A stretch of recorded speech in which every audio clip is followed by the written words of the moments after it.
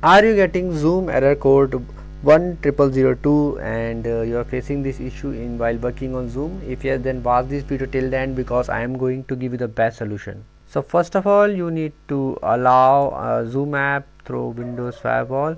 So you need to look for allow an app through Windows Firewall. Open this option and you need to click on change settings and you need to scroll down and look for Zoom video conferencing. You can see, and it is now selected. You just need to select this and you need to select this private and public option and just tap on OK.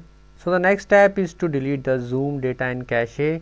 For this you need to press Windows and R and you need to type in run command app data and press on OK, and this page will open up. You need to click on roaming and you need to look for Zoom folder here. So this is a Zoom folder. So now you can select this data.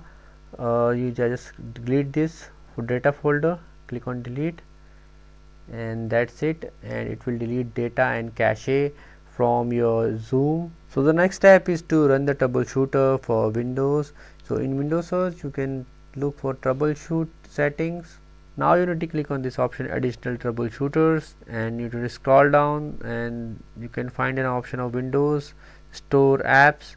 So just click on run the troubleshooter and it will resolve this issue, and you can complete this process and follow the on screen instructions.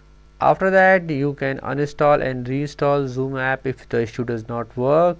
Also make sure to restart your PC or phone to see whether this issue get resolved or not. If you still face any problem, you can comment below and I will definitely give a reply. If you find this video helpful, just hit on the like button and also subscribe my channel for my upcoming videos.